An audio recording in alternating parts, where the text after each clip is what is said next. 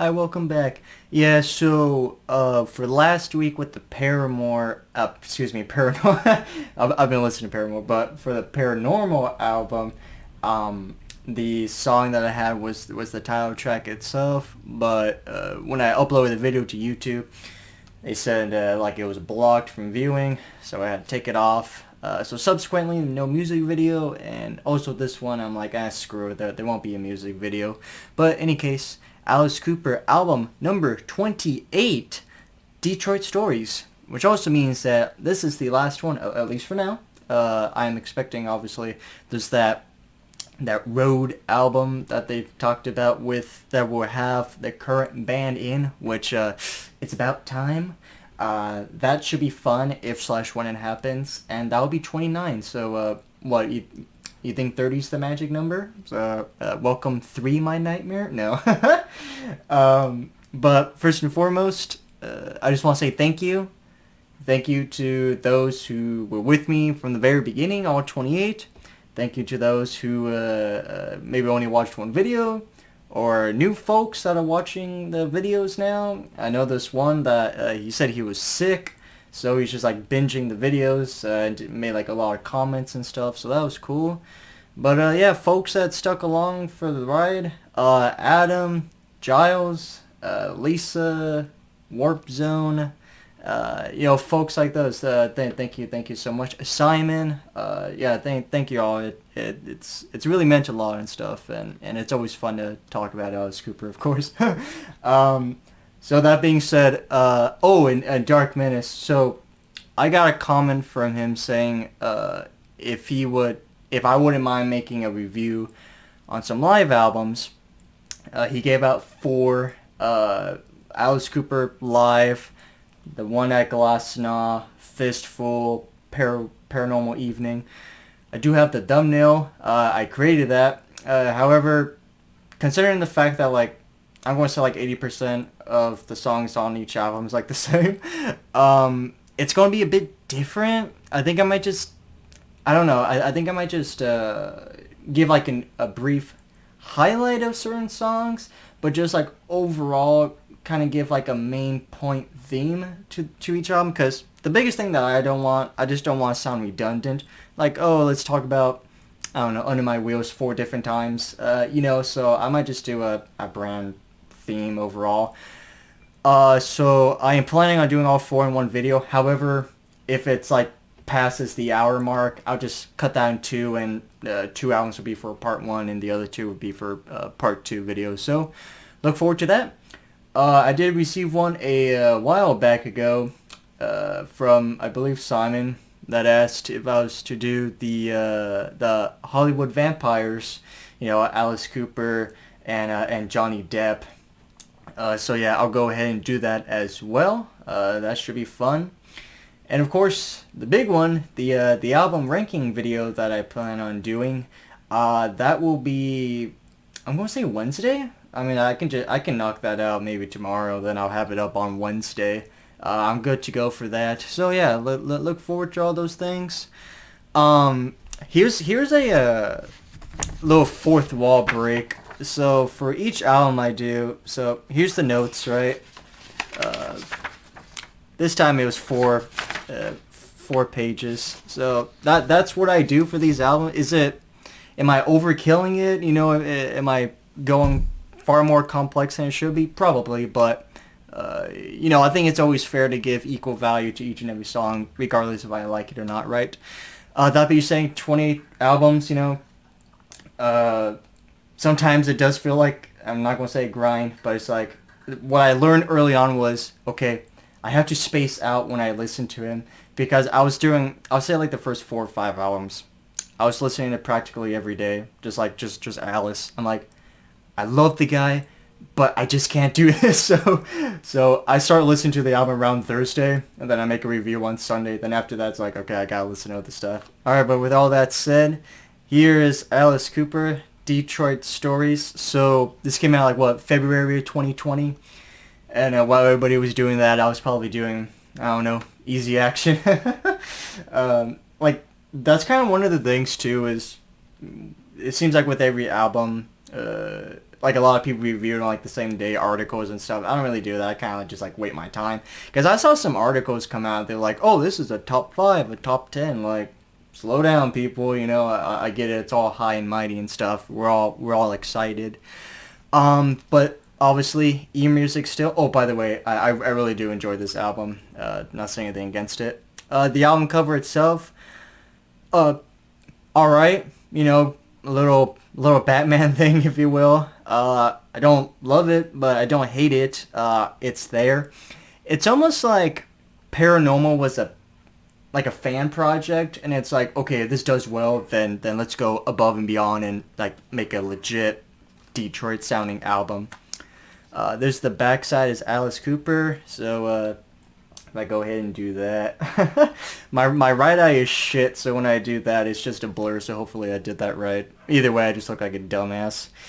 So yeah, there you go, 15 songs, some covers, but overall, you know, very, very Detroit sounding. I would say I think that idea kind of drifts apart, and you get some Alice Cooper stuff in it, little corny stuff in there, but it's good. That's all that matters to me. The inside. So if you guys remember last week when I said like, oh, there's a reason I didn't get the LP for Detroit Stores. Well, yeah, cause just blow this up on an LP, and that's basically what you got. And you know, nothing really much. There's the CD and the DVD, which reminds me, I got a comment because my question was, I don't understand like why eMusic does the 2 CDs or, you know, in this case a DVD. And like one was like, oh, it's like scam people to think they're getting more, which might actually explain why it seems like practically every artist that comes out, you got like a new album. Okay, it's going to be in a vinyl format, but we make it a double LP. Why? You know, it'll be like a 12-song album, but we make it a double LP. Like, why? This, I understand 15, you know, you can't fit 15 on one LP, but yeah, you might be right, you know. Charge more based off of the material and stuff. But yeah, you know, part of it was just maybe like a 2 LP thing that I was like, you know, because like one side's only 3 songs, and that's done in like, I don't know, 7 minutes, so. But like, just another thing was, you know, I don't think that came with the DVD or Blu-ray, I could be wrong, but you know, it's just black, black clouds. You do get some cities. There was one person, I believe it was Lisa, that said she's actually glad that I showed this stuff. You know, just thought it'd be fun to show all the materials and stuff. Because I found out that Along Came a Spider, if you don't have the digipack, it doesn't include all that stuff in the pamphlet, so that kind of sucks. But yeah, I really wish, I don't know, just if it was like a catalog of various events, so like newspaper clippings, you know, Alice Cooper Brings the House Down, you know, Bob Seger, Ted Nugent, Do It Again, Detroit, you know, Riots, Fire, you know, that really showed, I mean, that's cool right there, you know, just show like what Detroit's all about, you know, like I said, all those examples, that would have been awesome. We do get one photo of Alice, so that's pretty cool. If you are curious about what the DVD has, shit, I'm not even going to find it. You got Brutal Planet, No More Mr. Nice Guy, Under My Wheels, Department of Youth, Pain, Billion Dollar Babies, The World Needs Guts, Poison, Halo Flies, Feed My Frankenstein, Cold Ethel, Only Women Bleed, Paranoid Personality, Ballad Dry Fry, Killer, I Love the Dead, I'm 18, and School's Out. So, the same thing with like the last one with Paranormal, how, you know, the CD live stuff was pretty lacking. This at least has some good stuff. You watch that on the DVD. You know, like I say, Pain, Woman Mass Destruction, right? World Needs Guts. Good stuff. You know, I always enjoy hearing that stuff. But okay, this is long overdue. I completely stretched this out, but, you know, I just had to say everything, right? I apologize if this is a much longer video. So, Alice Cooper, Detroit Stories, 15 tracks, and let's get started. Alright, so the first one is Rock and Roll, which is a cover by, I believe, Velvet Underground. It seems like no matter how many times I listen to this one, I just can't quite get into it. I don't know if it's just too simple sounding, you know, maybe like a little basic, but I don't know, like I find myself I can't quite love it, but I still think it's good. But that's just me. So the whole story is about a girl named Jenny. And like when she was 5 years old, there was just nothing on the radio, which I can totally relate. I made a video a long time ago saying why I'm completely done with like mainstream rock. Oh, I mean radio, regardless of the platform, right? It could be rock, could be modern day stuff. I'm on a spectrum with music, right? There is an independent station that I listen to, but for most off, it's just YouTube or physical stuff. So I totally relate to what Jenny's talking about here. So yeah, all down and out, nothing playing on the radio, just nothing going out and on. Until one morning at a Detroit station, and she could not believe what she heard at all.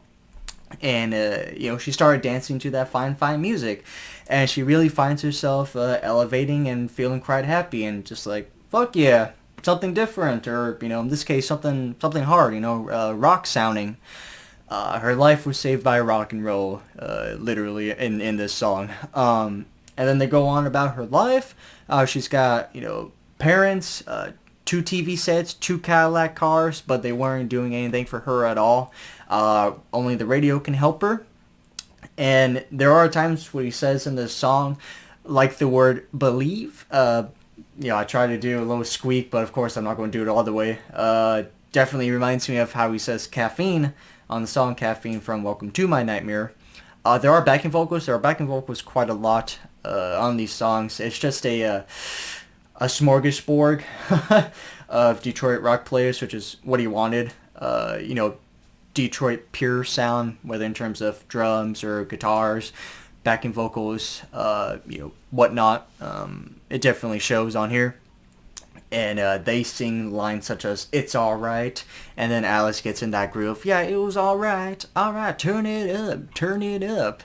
And then he does little rhymes throughout. There's definitely songs on here that play the rhyme game, but in different stanzas. Like despite all the amputations, the congregations, which is like a combination of the word complications and grations. I'm not really too sure what that's about. And then there's also agitation. So even though she's going through all these feelings, she can just dance off and feel all right. So, and there's cowbell in this song, banging the cowbell. So put your SNL jokes in the comments below. But yeah, rock and roll, like I said, I don't know why. I just, like I said earlier, I think it might just be too simple for me, so I can't quite get into it. However, I do think it is a fine song. Alright, but for the second song, Go Man Go, this one definitely gets me into the album. Super fast-paced opening, just with the guitars and everything, and it's all about a man who breaks out of jail and gets his girl and is fleeing in his Hellcat, and subsequently later on he gets chased by a police car. But yeah, every line he's like, I just got out of jail, man, and then the backing vocals are, go man, go, I stole me a Hellcat, go man, go. And he's gonna pick up his girl who's working at the gay bar, go man, go. Gay bar, that's a great fact, right? For the diehard fans out there, cop cars, gay bars on your precious street, right? But for Go Man Go, the guy, he's really got no plan. He's like, alright, I'm out of here in the car. Let's just try and do whatnot, just get out of here, essentially. And so, yeah, there is a fun driving, put your punnies in there, just fast-paced scene. When he breaks down the chorus with "We drive through the night and everything's alright. I try to take it slow, but she said, go man go." She would, of course, well, you gotta figure out towards the end what happened, right? But yeah, he goes on about saying he's not the brightest bulb, and he knows that, but hey man, we're just riding off into the night. Don't care where we're going, but when they're on the road, they blew past the cops, and then a police siren effect plays in there, then I believe the chorus then hits again. And then afterwards, when they're speeding on past the police car, I believe they ditch it, and then they end up seeing, like, oh, there's a train track in front of us, and a train is coming at full speed, and then he's like, do I step on the gas or step on the brakes? and she said, "Go man, go." And then it's like fast drums, I believe, at the end. So yeah, fast paced throughout.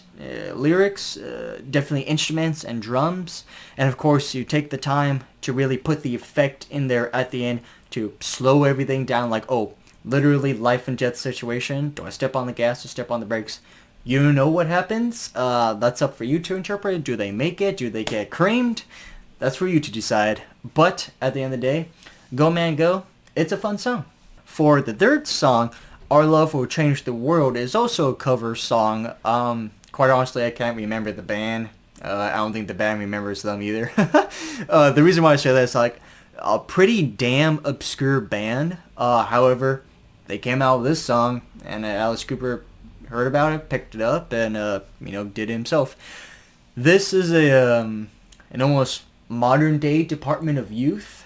It definitely has a I don't know what would you call it, a for Big Brother, for the party vibe. You know, like the kids in 1984, like, we do it for the party.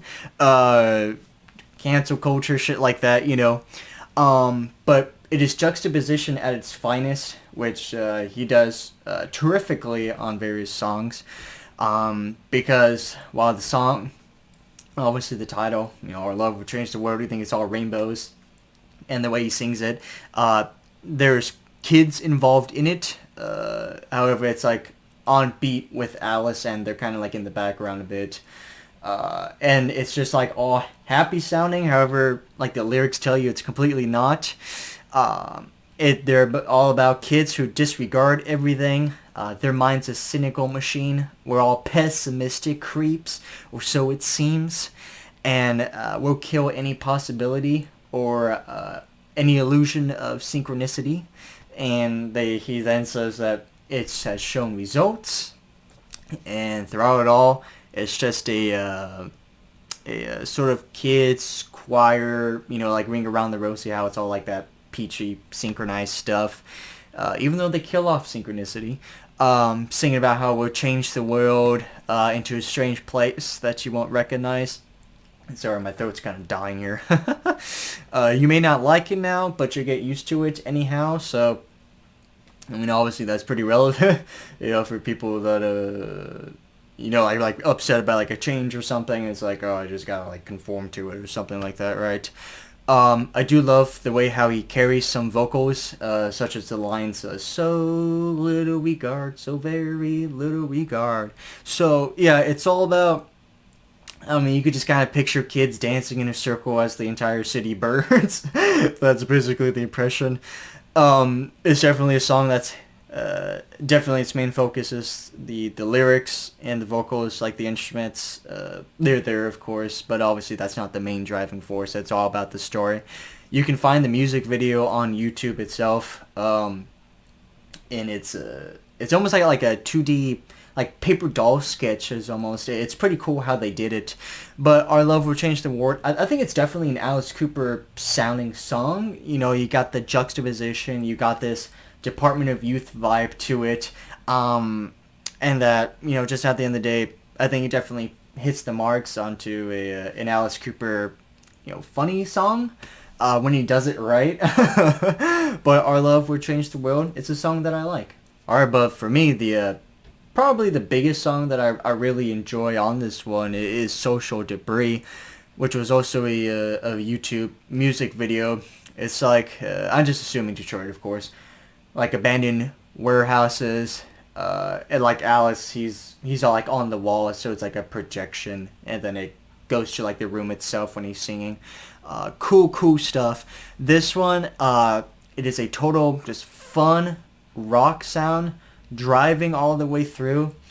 I forget who the guitar player is. He has a YouTube channel because he showed like some of the songs that he's done on the guitar, because I'll get to that solo piece. But yeah, it is somebody who was like a mega fan, and like Bob Ezrin reached out and they cut a deal, and of course he's on the song.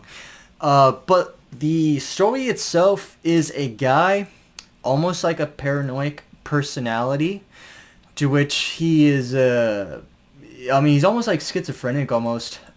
He talks about how, he's not gonna listen to authority. He's not going to plug into the machines.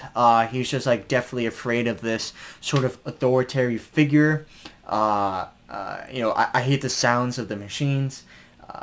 And that he talks about how there are spies that are after him, looking, in his eyes, on my hair, on my face or in my hair. So he thinks there are people after him. And that he's just going to decide for himself in terms of his life. He's not going to have this authoritarian figure over him. And that he then hits the Lil Ryan part in this song where he says, I sure ain't hip, I sure can't hop, I lost the script, I lost the plot. Fun stuff. Then that's when he hammers the stuff again, I see you spying there, your eyes are everywhere, on my face and my hair. And then he does just the great core stuff where, I just can't cope with all this disease. It's pushing down over me. Look at me, what you see, I'm social debris. Good stuff, very, very hard rock. But like the solo, the guitar solo, definitely reminiscent of an early Alice Cooper guitar solo that you would hear. The guy totally knocks it out of the park. I heard I watched the stream Alice did with some of the band members, maybe all of them, and with Bob Ezrin, and he talked about it. He's I think the first draft he sent in, Bob didn't care for it, so he had him do it again. But yeah, just the idea of you playing, a solo and it being an Alice Cooper song, produced by Bob Ezrin, that's got to make your day forever, right? Absolutely. But then when Alice Cooper, he perfectly bleeds in after the solo with, he's got this down and defeated, sadness in his voice where he says, you said you treat me, but try to delete me. You said I'm tragic, but I know I'm magic. Great stuff. And then he hammers in again about how people are spying at him. And then he goes on again about how they're pushing down on me. Look at me, what you see, I'm social debris. This is a great song. And again, like I said, I'm doing a lot of thumbs up today. Like I said on, I think it's Dirty Diamonds, but just, subsequently forward, how you are hundreds of songs in and are still able to come up with gems that perfectly fit into an Alice Cooper set list. It's totally awesome, as well as this song. For the next one, you got some R&B throughout this entire song. It's called $1,000 High Heel Shoes. Obviously, this song totally elevates by the backing vocals with the shoot 'em up. That type of sound to it. So the story, it's all about, it's a guy who's he's sometimes I drive, and Alice, he's got this sort of soul voice to him too. But I wrote down, there's a line in here that he definitely gets in the groove, which I really enjoy.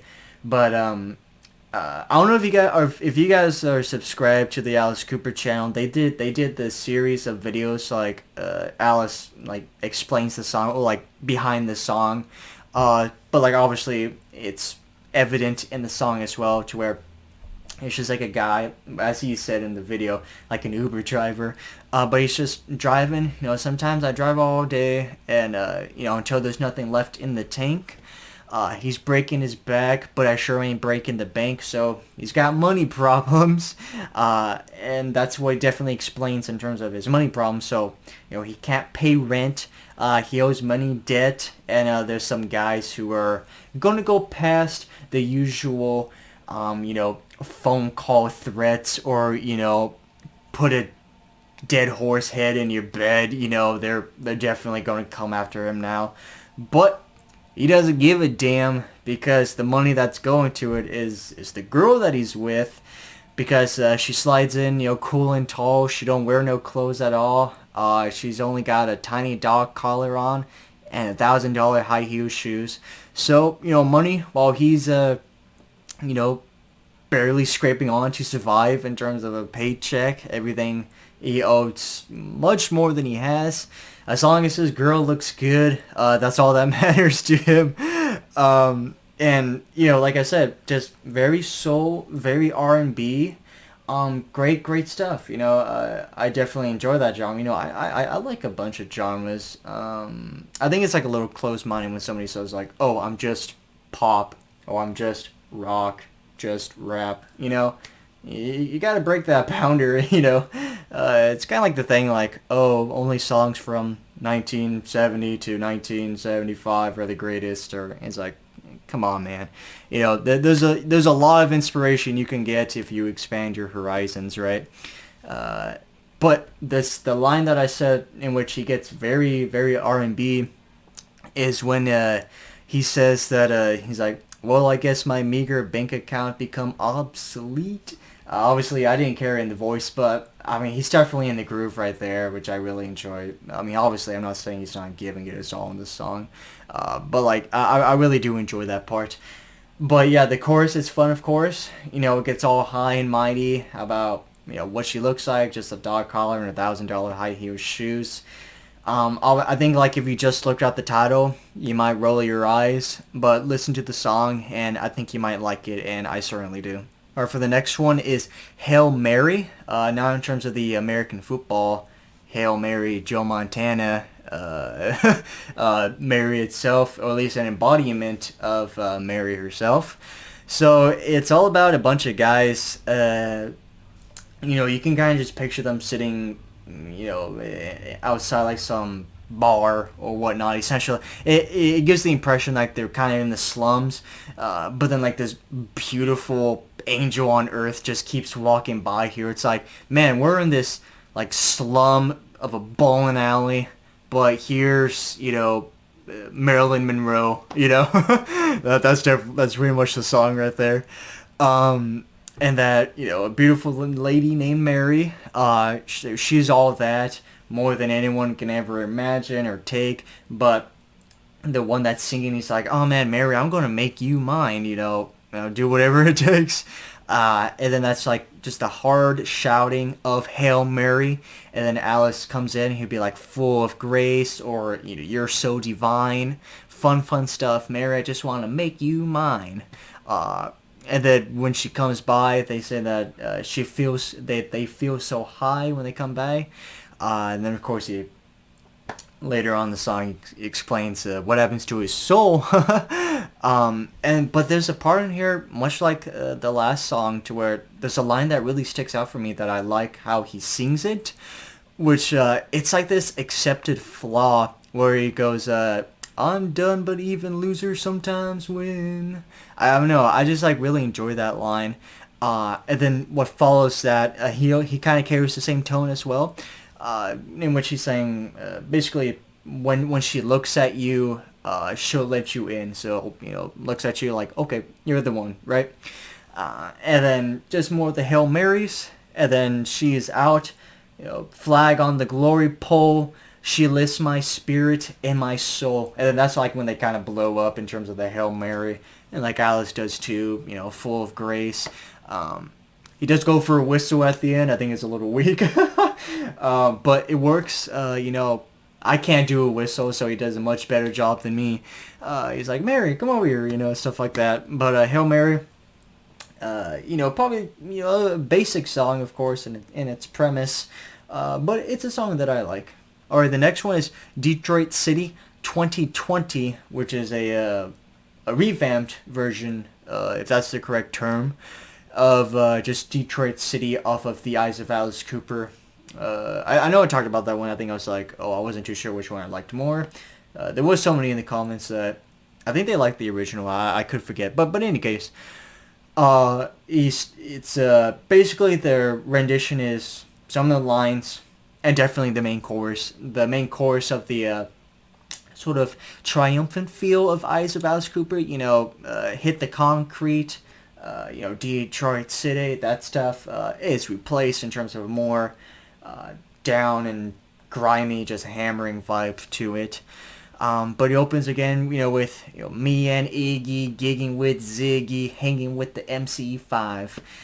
Ted and Seeger, they were rocking, and Susie Q was as sharp as a knife. I think Susie's incredibly underrated in terms of kicking down the door and saying that, you can be a badass chick and rock out. Of course, uh, basically, I think Joanne Jett has a lot of inspiration for that, of course, of Susie looking up to her. You can just be a mean chick and just rock up there, right? But then he explains like what Detroit should be about in terms of the music, which you hear deafeningly on Alice Cooper interviews. Besides, everybody was a Peter Pan. I wanted to be a Captain Hook.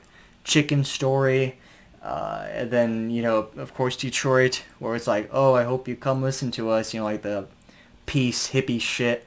That ain't going to slide in Detroit. You ain't going to have Simon and Garfunkel up on stage. You're going to have these folks, which is what he's saying. It's got to be hard hitting, make that guitar blast, make those speakers explode, whatever it takes, because this audience craves that type of stuff, in a Ford Motor Plant, bunch of loud noises, of course, very blue collar, so yeah, you're gonna want that shit. And this song is the Rhyme Game. However, there's a definite song on here that is just Rhyme Games. But when he starts explaining the town, so bleak town, sleek town, freak town, Detroit City, and then he goes again with downtown, Motown, my town. And play it loud and fast, the music, because the blues are in the past. Then he starts singing about how there's a riot going down, everything's on fire, more about Detroit. The grass was growing, money was flowing, and then, just going on. More rhyme games describing Detroit. And then he tips his cat to the various sports. So, the Detroit Lions, the Detroit Tigers, and the Detroit Red Wings. My only problem with this song is that I think it ends incredibly flat. So I believe it's like, shoot the puck, don't give up, what? Or it's something like that, to where it's like, what the what? I forget, but they end with what? And I feel like it's pretty flat. I would have liked it to just be a banging end solo piece. Maybe it's like a banging of the drums. I don't know. I just think for a song like this, how it was, I think it just kind of ended on a whimper. That being said, though, everything before that I really enjoy. And yeah, pick your pick. If you like the other one, the original one more, or this one, at the end of the day, they're both good songs. Alright, for the next one is Drunk and in Love. So this one, you think it's going to be funny at first, given the first line, but then it's like, oh no, this is just sad. A definite social commentary on this song.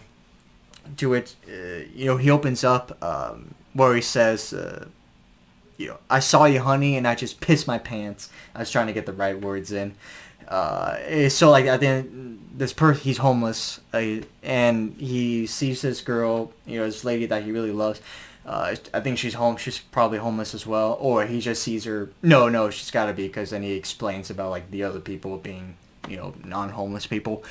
But he says he asks her to come into his cardboard box as his home, and you can rung up my socks. I'll keep you warm, and it's just all about like the life of a homeless person, and just the overall how do I say this, just the unfortunate circumstances, right?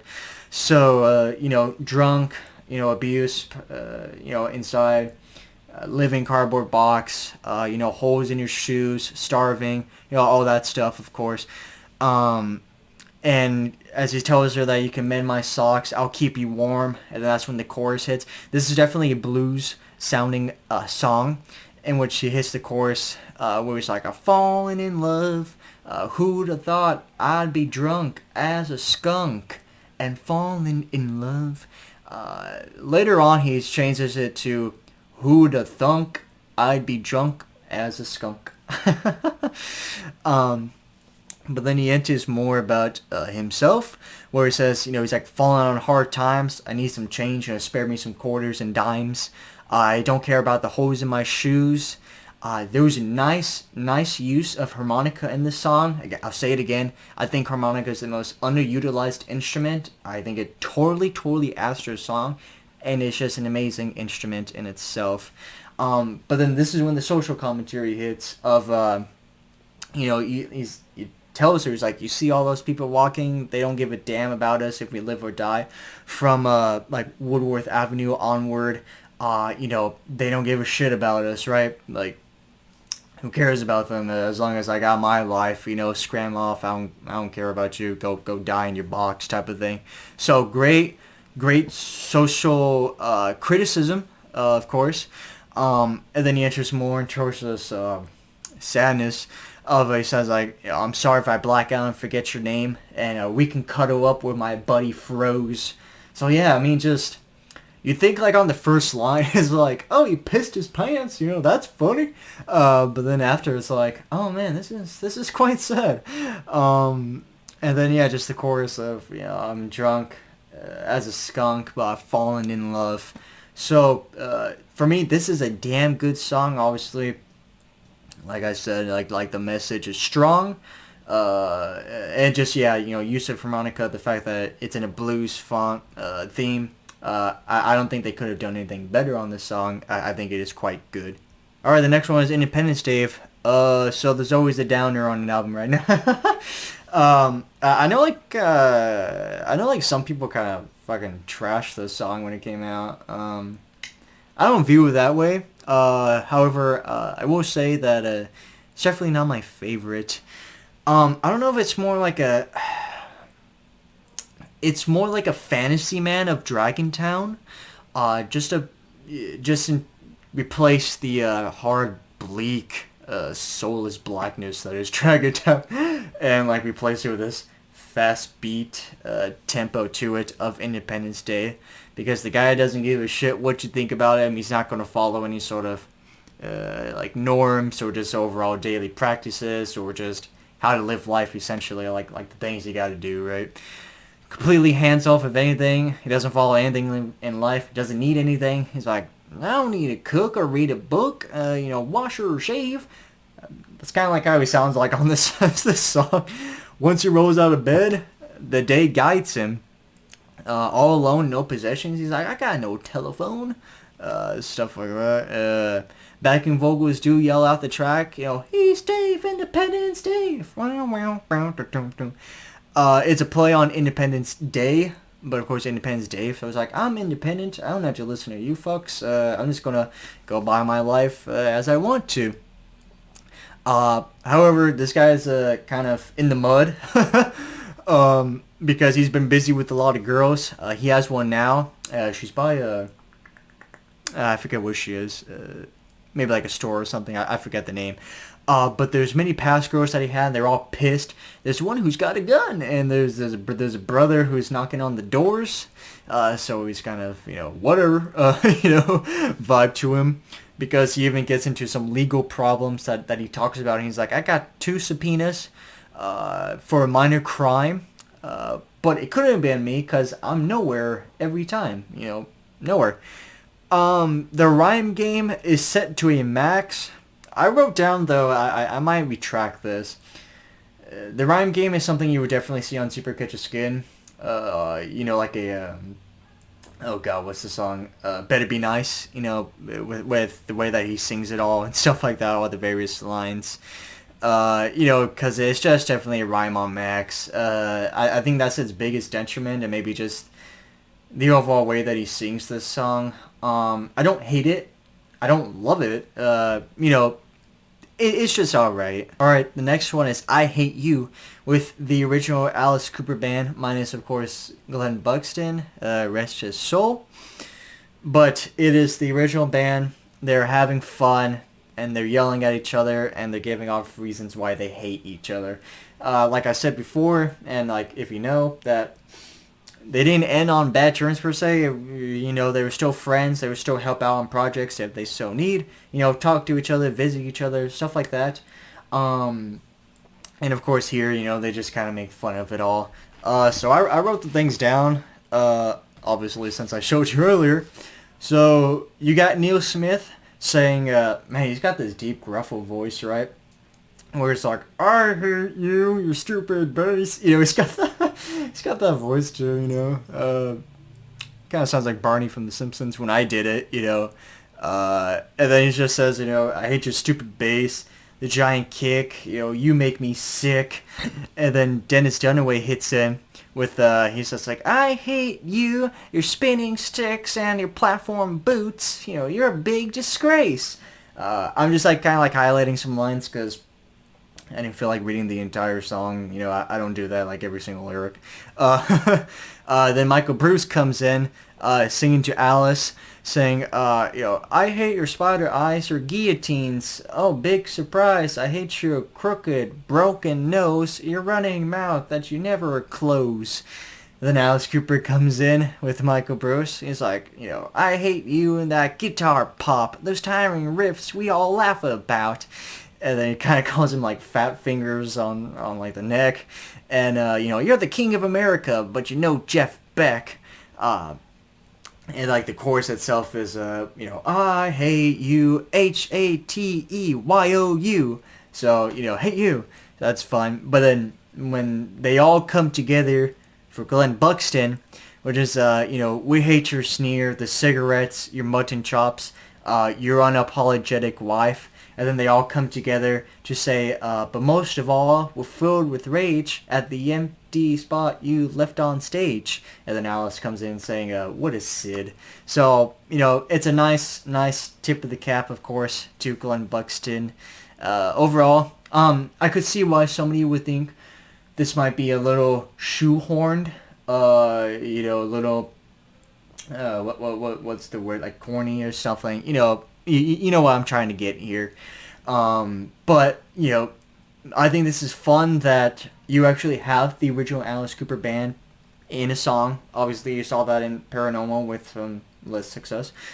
Just in terms of, like the two songs like I talked about. But this one, at least they're actually on the main album itself.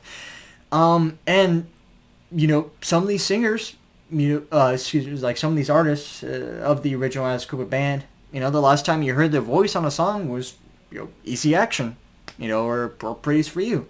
In which, as much as Praise for You gives so much shit, not for me, I like the album, but, Praise for You is a definite equal contributing album from each member of the band, in my opinion, but I digress, as I always do. But yeah, I Hate You. It's fun. In fact, I think my dad, I think that's his favorite song on the album. But yeah, just the overall theme, I really do enjoy. Next one is Wonderful World. So I listened to this album, obviously, when it first came out. I was doing schoolwork, so I was just like listening on the laptop doing work. And then when this song came in, I was like, whoa, the classic, macabre of Alice Cooper returns on this song, right? Dark, creepy feel, and he carries that Jim Morrison vibe to him. In fact, the one that looked like binging my earlier ones, apparently I said John Morrison at one point instead of Jim Morrison. So I was thinking of wrestling at the time. but in any case, Jim Morrison, right? But yeah, he's got this, he opens up with, you cheat and steal every day, but that's okay. Morality ain't no fun to me. So just great stuff. And then he gets into a little real life parallel, with, if the truth gets in the way, bend it, twist it, that's what I say. Great stuff. And then he gets a little more heavier with, I want to get in trouble with you. I want to hit and run with you. And then later on, it gets changed to kiss and tell with you. And I want to go to hell with you.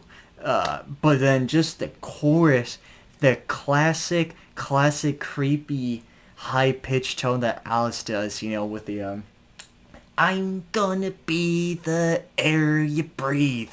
Great stuff. And then, after that, it's, I'm gonna teach you to deceive. And then later on, it gets changed to believe. Awesome.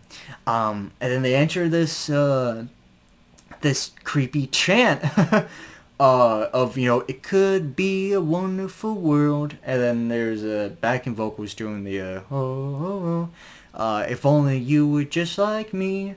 So it's a perfect world if everybody's just like me, everybody thinks like me, everybody does exactly as I do, which you kind of see a lot, right? If you don't align with my views, then get the fuck out of here, right?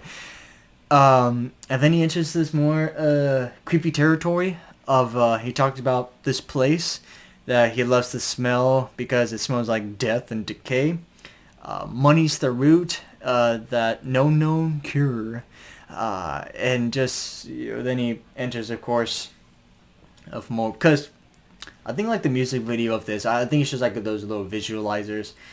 I believe it was a graveyard. Again, this is like months ago that I saw it. Night graveyard, and then you got those what are they called? Catacombs? Not catacombs, but you know what I mean, like the big old little temple things that the coffins sit in. So definitely at least talking about that or whatnot. But in any case, overall, creepiness, darkness, Jim Morrison, perfect combination for an Alice Cooper song. All right, we enter Sister Anne. Sister Sarah? That I don't know. But unlike Sister Sarah, who's down in Dragontown, Sister Anne is like this Mother Teresa that people look up to, and she's pure heart of gold. People go to her for inspiration, ask for problems that they have. Like I said, she's got a halo around her, and he does it like in like the caffeine voice. Got a halo around her. I'm so sorry. And then she's got the 10 Commandments tattooed on her, and the one that people go to answers for to save them from hell, right? I know she can. Yeah, he enters this nice groove beat in his voice with I know she can, 'cause she's my sister Anne. Good stuff. People going up to her asking what happens. Like, I used to say my prayers, baby, all night long, listen to the gospel, but, just somehow the things have just slipped away, kind of fallen back, and they need to, be pulled back in. And they just keep asking, like, tell me what went wrong, what happened, just nice groove to this song. I like the way he sings it, and very, very loose. It is a simple, basic song.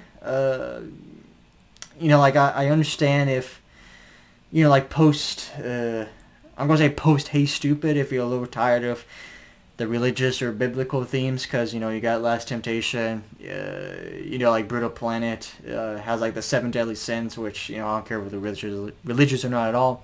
7 Deadly Sins works, and like, Dragontown. Every song throughout every album, one song throughout every album seems to have some sort of religious theme to it, but it works. It doesn't shove it down your throat. It works, and that's what matters. As long as it's not, preachy as all hell, in terms of, you're going to become this, like listen to me. It's like, no, fuck it, I'm just going to sing it, because what I believe, what I preach, what I follow, it opens the door to a lot of themes and shit like that. So, Sister Anne, here you go. And, obviously that's like a real case scenario. People go and stuff like that. But in any case, Sister Anne, simple, looking to help. But yeah, like I said, the point of the song, the overall feel of the song is a very nice groove song. Not my favorite. Obviously, there's stuff that I think are stronger. However, I think it is a very fine song. Alright, the next one is Hanging On By a Thread, and in parentheses, Don't Give Up. So this song was revamped in, I'm going to say March, since that's when shit really hit the fan. But yeah, that's a really fun music video. It got like the world, and like a bunch of people contributing. They all got signs up, and obviously like the lyrics were changed to fit the COVID-19. Even though like some people were saying it's just a flu, obviously that wasn't the case. But this song, this one that's on the album, it's like, obviously you can still interpret it as coronavirus, but it's not as on the mark as it was in terms of the revamped one. This one is more in terms of like depression, anxiety, mental health, these negative thoughts and feelings that might let you fall over the edge and take your life. Obviously, he did that with Hey Stupid. The way that this song is, it almost became like Springsteen's "My City of Ruins," right? "My City of Ruins" is all about, Asbury Park, New Jersey, how it just became, a real crap fest, unfortunately. But then, even more unfortunately, in the song garnered because of 9/11, so that's synonymous with that now. "Hanging On by a Thread," what once maybe was just about depression and suicide, get help, became a song about coronavirus, or at least just our overall thoughts, feelings, and depression, anxiety about it, right? But the song itself, right? Very one-on-one, confrontational. Where he says, I know you're struggling right now. We all are. Life has been very difficult, but don't be afraid. Just shine a light on it. We are not fragile, and we don't break easily. And that's when he gets into this, this like a high tone pitch with, it's so hard to cope when you're just hoping there's hope. And that's when they hit with the chorus with, we're all hanging on by a thread and we're all staring at the razor's edge, but we're not gonna step off the ledge. No. Cool stuff. And then that's when he gives this, these like depression and just mental health issues a personification, in which you're saying, it's a cold, deadly phantom that hides in all of us. It has no rules. Its only purpose in life is to cause pain. Fight back. Don't give up. And then, more of the chorus of we're all hanging on by a thread, staring at the razor's edge. Not going to step off the ledge. Don't lose. You're going to get through this. Just fight. There is light at the end of the tunnel, right? And then when the chorus ends, as the sun sets, literally, not in terms of the song, he comes in with, this is Alice Cooper from Detroit. Let's keep up with the fight. Call the suicide hotline. I honestly forget what the suicide hotline is. But, I mean, he says it in the song, I just didn't write it down. In fact, I think they're going to change it here in the States. I could be wrong, but I believe it's going to be 811. Again, I could be wrong, but I thought I heard something about that. So yeah, definitely the first time I've heard a song that has the suicide hotline in it. But yet again, another song to where somebody potentially could say, hey, Alice Cooper saved my life. And yeah, if you're down depressed, if you're thinking about it, please get some help. People are out there. People love you. You have purpose in life. All right. Truthfully, I truly mean that, and I truly believe that as well. So hanging on by a thread. Don't give up. Like I said, very one-on-one, confrontational. It totally works. Totally works revamped, and it is a good song. Definitely one that sticks out too. Or the next one is "Shut Up and Rock." That's what this is all about. To which he says, I don't care about your politics, what makes you tick, I don't care about your body, just shut up and rock. Please, you really ought to just shut up and rock. And then he goes on to explain more stuff, don't want to hear about your yoga class or how your day went, don't care about your painful past. I hear it every day. And then he goes on more about, I don't care about your opinion on the universe or the color of your knockoff Gucci purse. Just please shut up and rock. You really ought to just shut up and rock. Very, very hard hitting, fast paced. Totally gets the point down.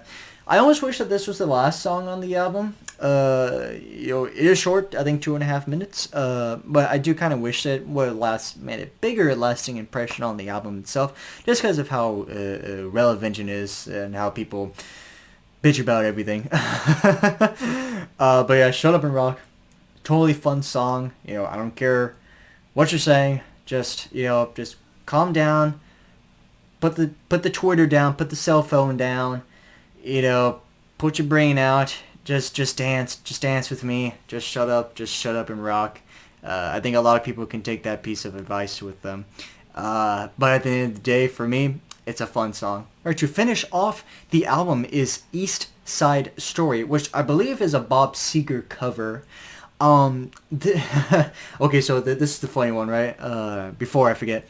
So, the main line in this song is, "Oh, Johnny, Johnny, no." What was funny was the day before and this also fits because it's Halloween time, right? The day before this song came out, like the album came out, I was watching for film class Night of the Living Dead, and the brother's name is Johnny, right, in the beginning. And then, of course, he comes back towards the end as a zombie, and the sister's like, "Oh, Johnny, no, no, Johnny." I was like, "Oh, man, that kind of sticks out." And then, of course, like the next day, with then you hear this song, "Oh, Johnny, Johnny, no." I'm like, hey, what are the odds, right?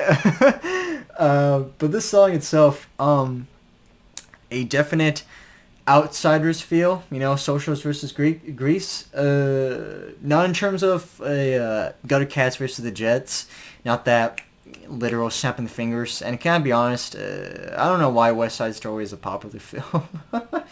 I don't care for it, but that's just me. This one is more a realistic down and out sound, very very heavy hitting sound. So I'm kind of on the fence, like in terms of the character in this song. Like, is it a street gang? Or is, like, in terms of, like, is he part of the Grease? Or is he just out mugging people? Whatever the case is. But I just love the voice that he brings to this. Just the rhythm that he brings to it. I know that Bob Seger kind of pretty much did it the same, at least from what I can remember. But, he sings about, it's basically a lady with a guy that she loves, beneath the bare light bulb and the neon light. So you can just kind of picture this. It's a tenement, right? So there's like down, desolate tenement. There's like actually a book I read a while ago about like a girl named Mary, who is in a tenement. That was a good book, but there I go again, digressing, right? But yeah, he's like, I'm going to be out. Obviously, they're pretty much down and out. Money's really not coming in. They're living in slums. Just really, really in poor conditions. And, she's begging Johnny, like, Johnny, please don't go. We can work this out. We can find a way out. We can dig ourselves out of this hole that we find ourselves in. And Johnny's just laughing, and he says, I gotta go. And he's like, he promises that he won't hurt anyone. And, with a flash of my knife, they'll be fearing for their lives. And throughout the song, he's echoing the lines, but she cried, no, oh, Johnny, Johnny, no. And that line goes from worrying to truth, because towards the end, she's waiting in the tenement room, crying. It's at night, but it feels like 1,000 years have passed, right? Police show up. And she goes like, and they go like, excuse me, man, did you know a man by the name of Johnny Brown? Is he a relative, And she cried, no, oh, Johnny, Johnny, no, why'd you go? Great, so Johnny kind of died, picked with the wrong guy. At least that's how I interpret it, right? Sure, he might have gotten arrested, but I think he just died. But the atmosphere it brings is definitely, I really enjoy it. I kind of wish that 14, 15 were reversed. So like East Side Story, which track 14, Shut Up and Rock was the last song, just so that it can have a lasting impact, since obviously a lot of people can relate to that, have like the same feelings and stuff. However, East Side Story, I love the atmosphere. I love the carry of, she cried no, Johnny, Johnny, no. And it's a good song. Alright, there you go. Number 28, Alice Cooper, Detroit Stories. As of now, his newest album, maybe next year will be the Road album, right?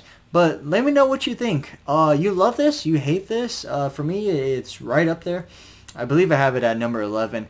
I would say, though, I kind of wish, as I said last time, I kind of wish maybe he would now move on to something different. Not that I don't mind this stuff, but, I would like to kind of hear more of the classic Alice stuff. And you know, I think he pretty much already cemented the Detroit sound he wanted to go to. So I would prefer he would go to something different. But yeah, there you go. Alice Cooper, Detroit Stories. So thank you so much for watching. This was an absolute blast, whether you were along all the way or just, you know, maybe this is your new one. So again, like always, let me know what you think. Otherwise, thank you so much for watching and take care.